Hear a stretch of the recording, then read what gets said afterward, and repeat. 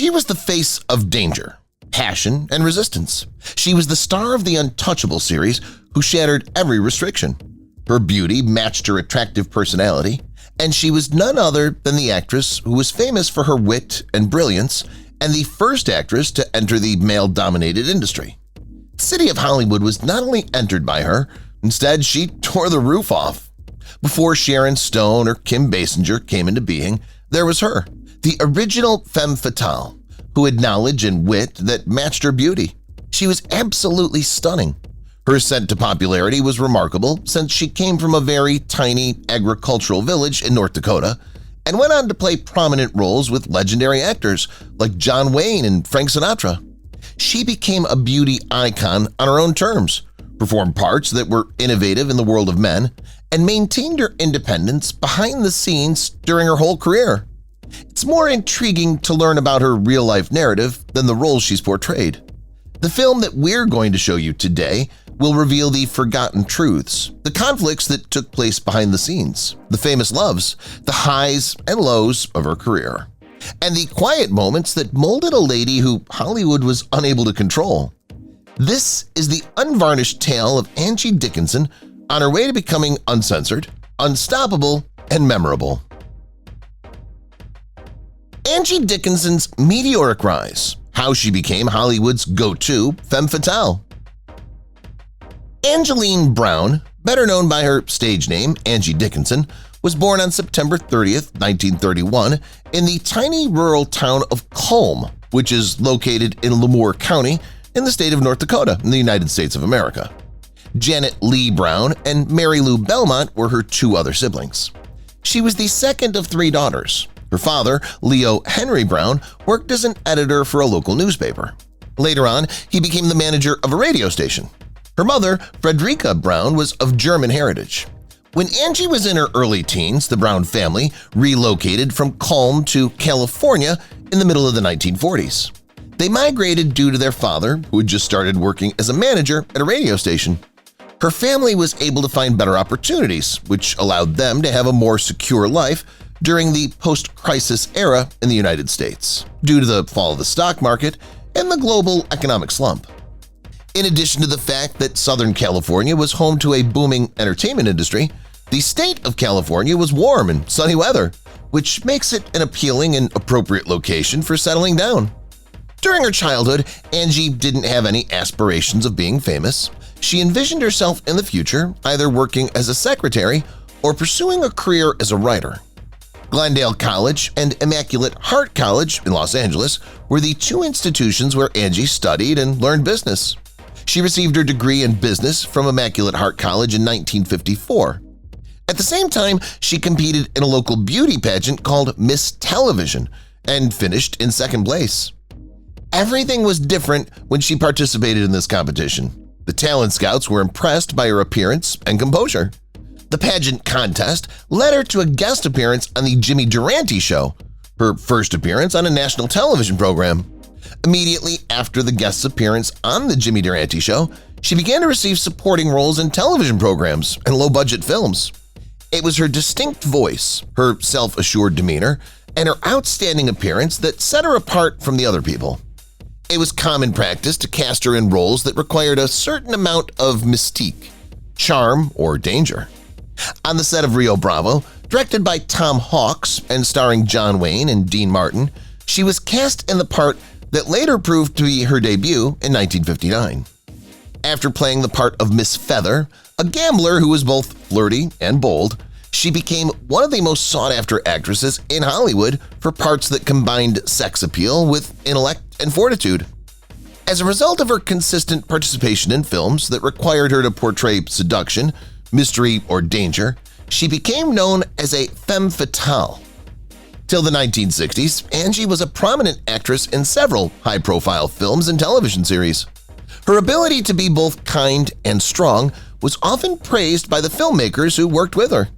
She became one of the few actresses of her time who could effectively portray a woman as strong as the men around her as a result of these abilities, which helped her rise swiftly in a profession dominated by males. Angie's image in contrast to her identity. Hollywood's perception of Angie after Rio Bravo changed. In a very short time, she became well known not just for her acting but also for her sensual beauty and confidence. Photographers loved her. She was called one of the most beautiful women in Hollywood by magazines. Often her outfits and photo shoots were tight dresses or swimwear, which gave her the status of a sex symbol. She was given the nickname Bombshell due to her hot film roles and her looks. Still, she always denied and disagreed with being called a bombshell and associated with this image. To this claim, she once said in an interview that she never saw herself as traditionally seductive or sexy. She was more of an introvert and down-to-earth than people assumed. She often wouldn't attend the rich and glamorous Hollywood parties. Instead, she enjoyed staying at home and spending cozy time reading books. She was thoughtful and careful with her career choices, unlike other actresses who were pushed into roles they didn't want. Angie was always selective and dared to say no. She turned down multiple offers that she felt were only focused on her body rather than her talent and acting skills. Policewoman phenomenon. Angie Dickinson on the small screen. In 1974, she took a role that later became her most iconic television role. It was none other than Sergeant Pepper Anderson from Policewoman. It was groundbreaking. She played an undercover officer who caught criminals wearing stylish outfits, showing that intelligence, bravery, and beauty can go together. This was a huge deal at that time, as there weren't many shows at that time that cast a female as a lead actor playing a tough professional. This was truly a revolutionary role, as before this, women were mostly given cast as sidekicks or housewives on screen. Angie broke that stereotype by choosing a different pattern. She proved that the audience would tune in for a strong woman in an action role, solving crimes and running the show. The show was a national hit and ran from 1974 to 1978.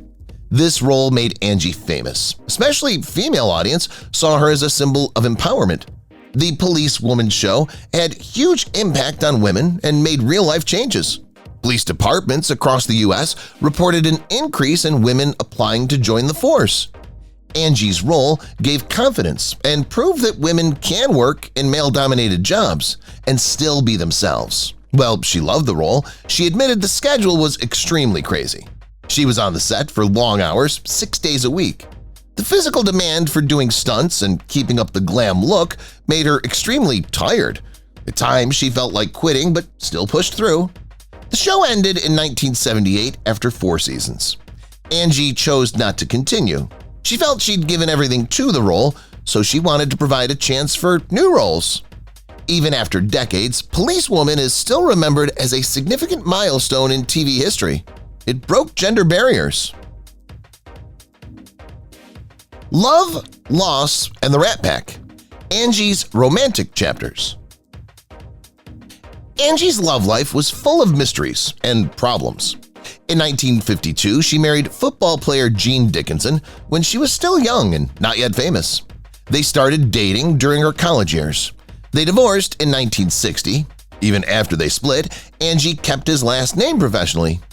As she rose to fame in Hollywood, she caught the attention of several high-profile stars at that time. She became close to the Rat Pack members, including Frank Sinatra, Dean Martin, and Sammy Davis Jr. She was often seen in their circle, but she never dated them officially. However, in the early 1960s, she was in a relationship with Frank Sinatra. Their chemistry was undeniable. Unfortunately, they never saw the right opportunity or time to get married. Angie later said that Frank was the love of her life, even though they were never married.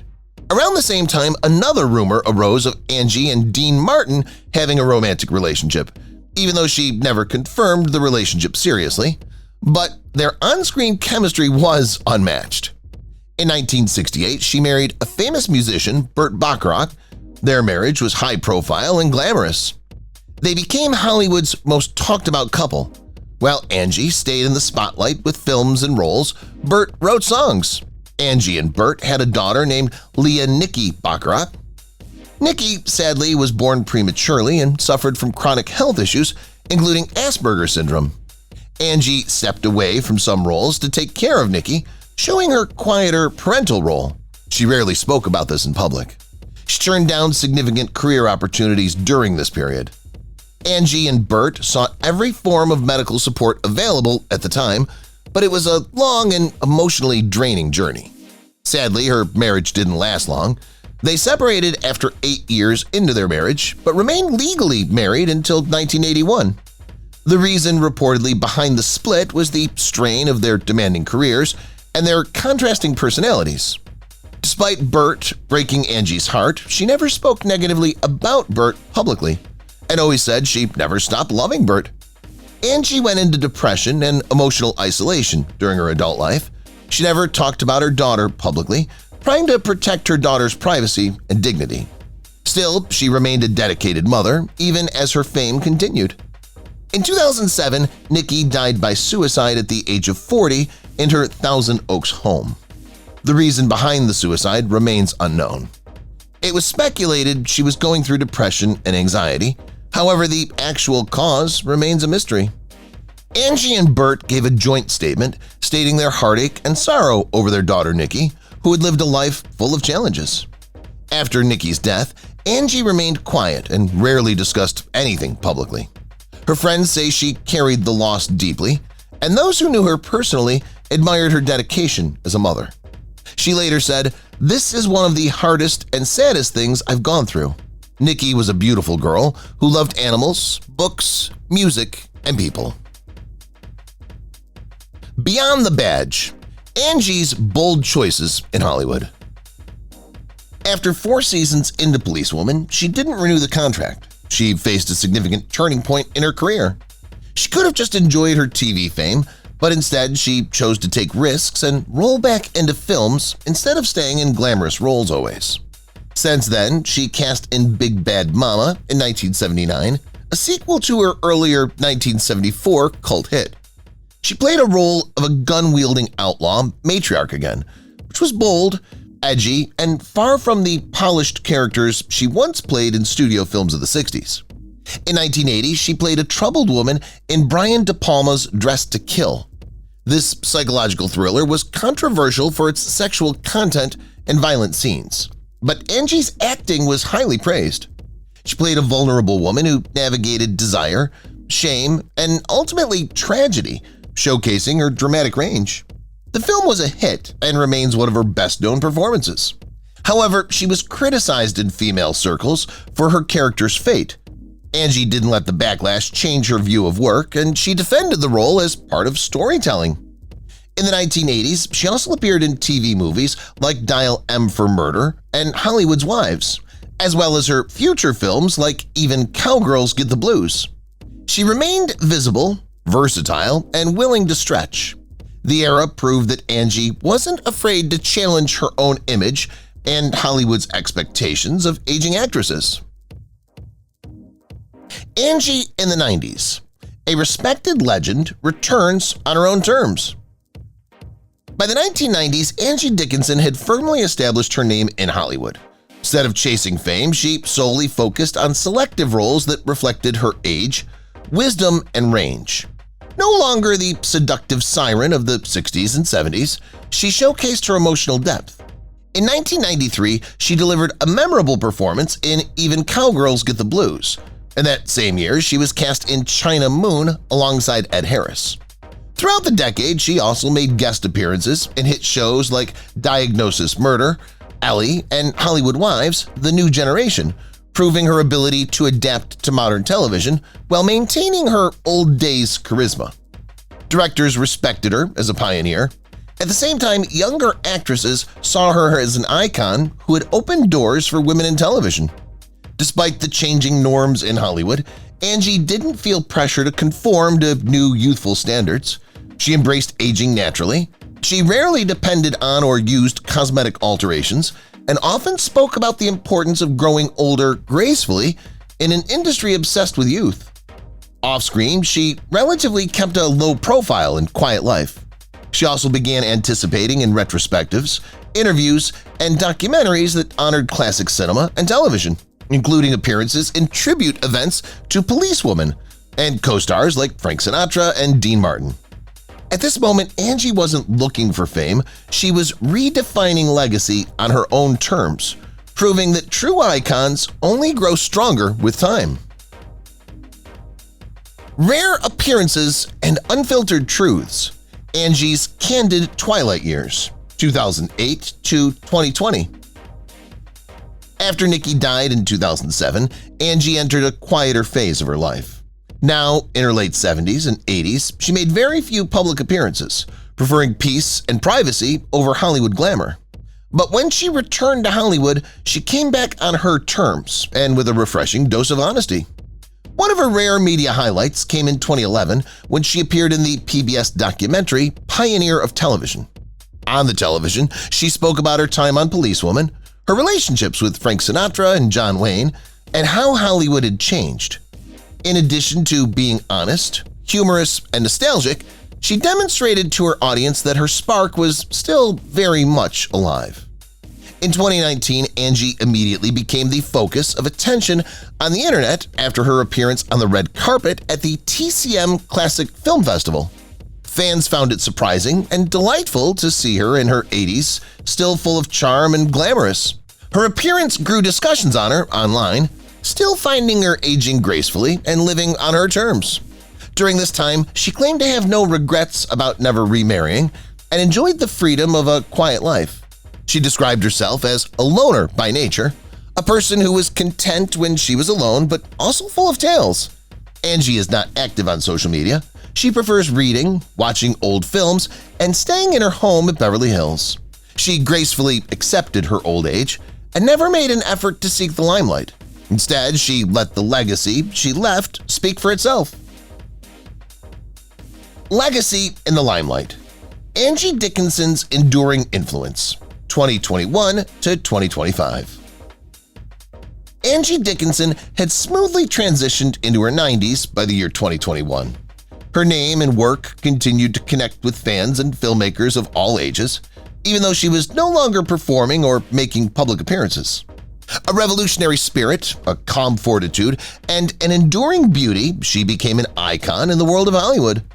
Following her retirement from the public eye, Angie continued to reside in a private residence in Beverly Hills.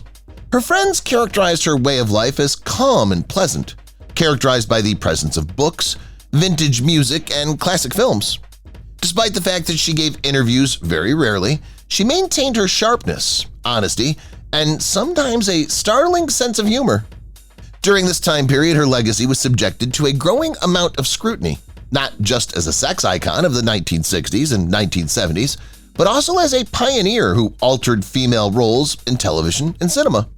She started to get the respect she had long earned because of film retrospectives and digital media. Fans and critics alike began to give her the acclaim that she had long deserved.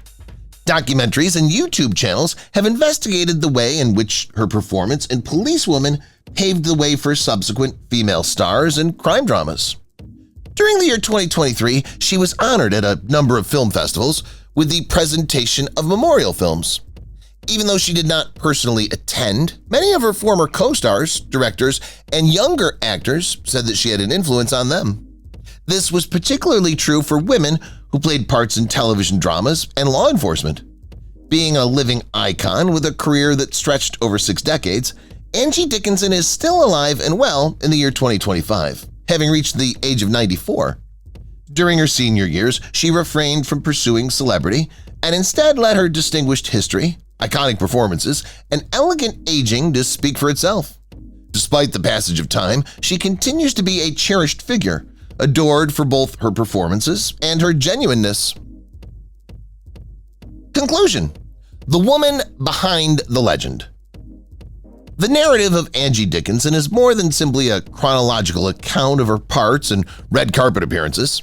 It's a reflection of a woman who bucked the norms, embraced vulnerability, and gave insight to every character she portrayed. Angie navigated the waters of fame on her own terms, doing so from the prairie sky of a tiny town to the bright lights of Hollywood. It didn't matter whether it was the expectations of the time period, the contracts with the studios, or the men who misjudged her. She refused to be confined. Simply by being herself, she opened the path for future generations of actors to follow in her footsteps. She was self-assured and private, gorgeous and grounded. Despite the fact that she won over audiences with her performances in film and became a household figure on television, it was her unassuming dignity that remained the most memorable behind the camera. Even as fashions shifted and the business progressed, Angie continued to be relevant. Her work was examined, her effect was reevaluated, and her style was emulated but never duplicated.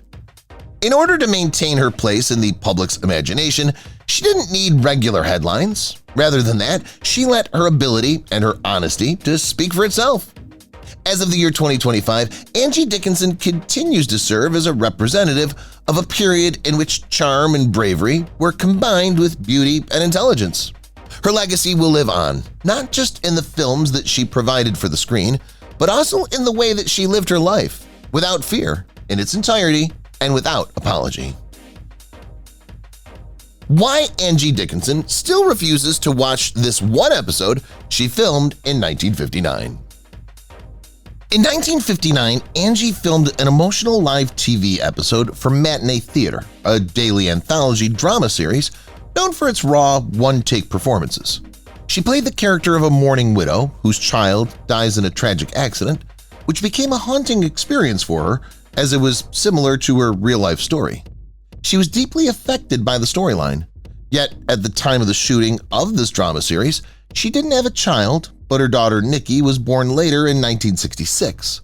The motherly grief portrayed in the episode shook her. It was reported that she cried for hours after the shooting was done, telling her crew members that it felt too real to be acting. The episode was aired live, typical of the era, leaving no chance for second takes.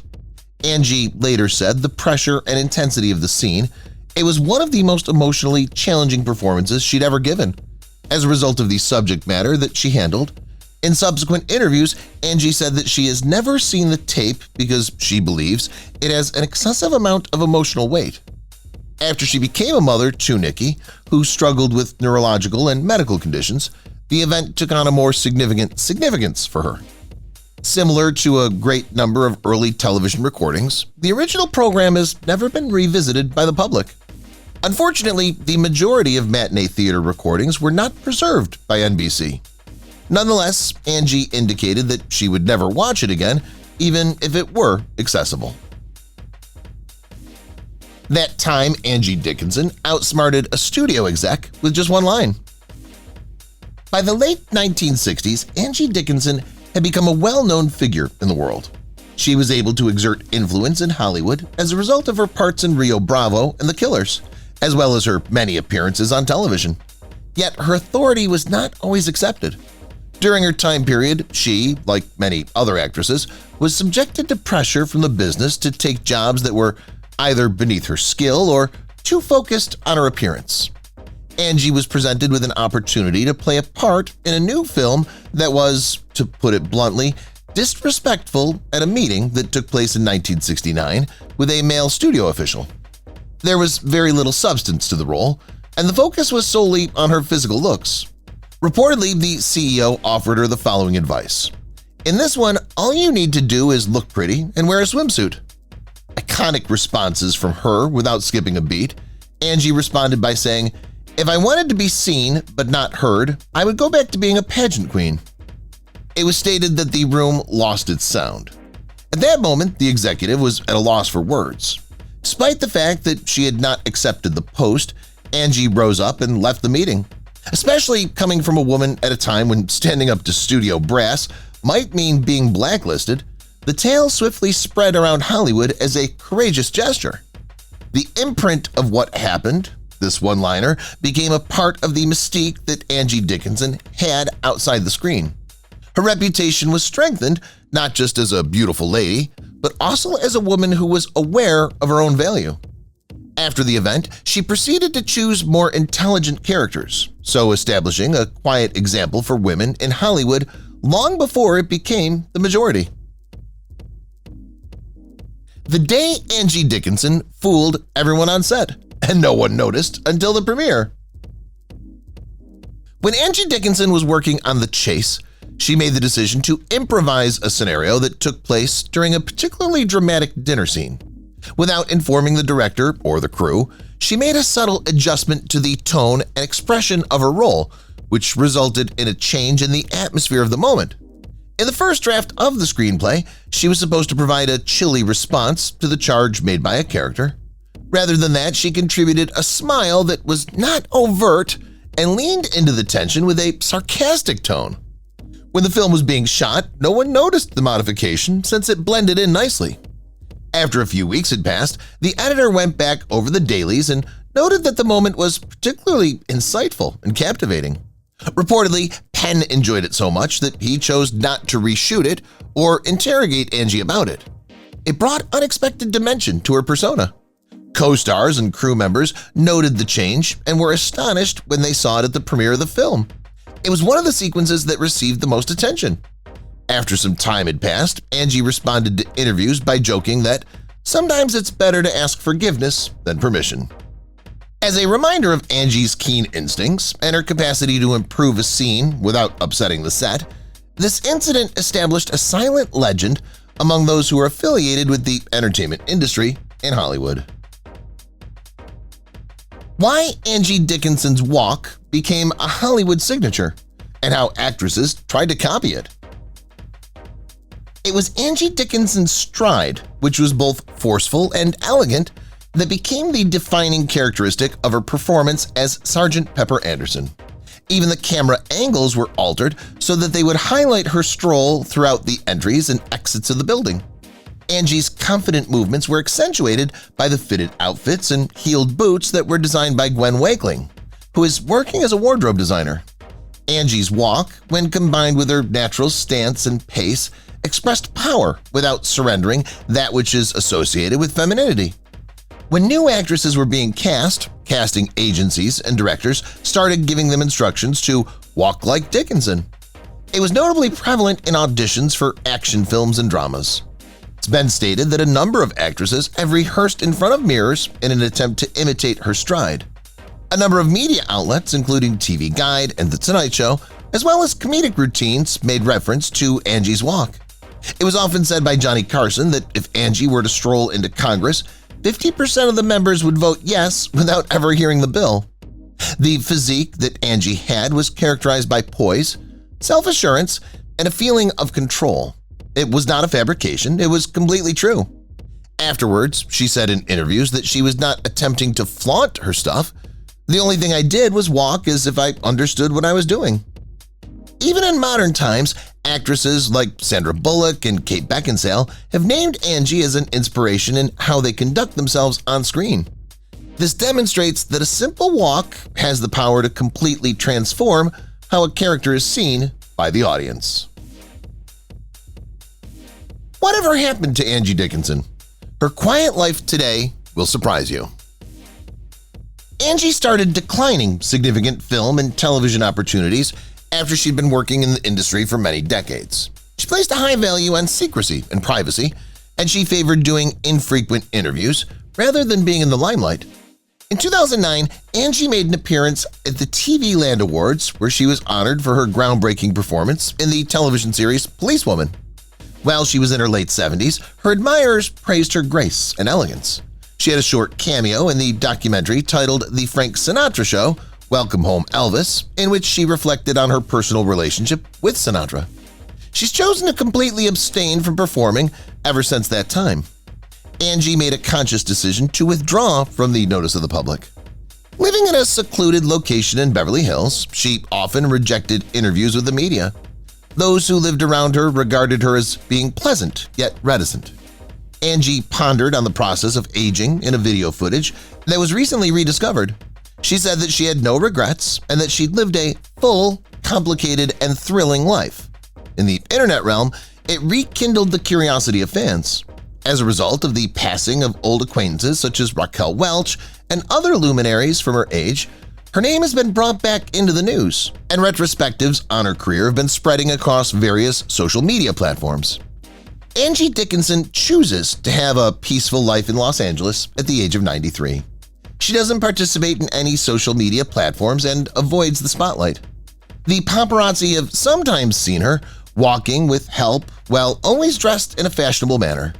According to reports, she takes pleasure in watching vintage films, listening to classical music, and receiving visits from a select group of close friends.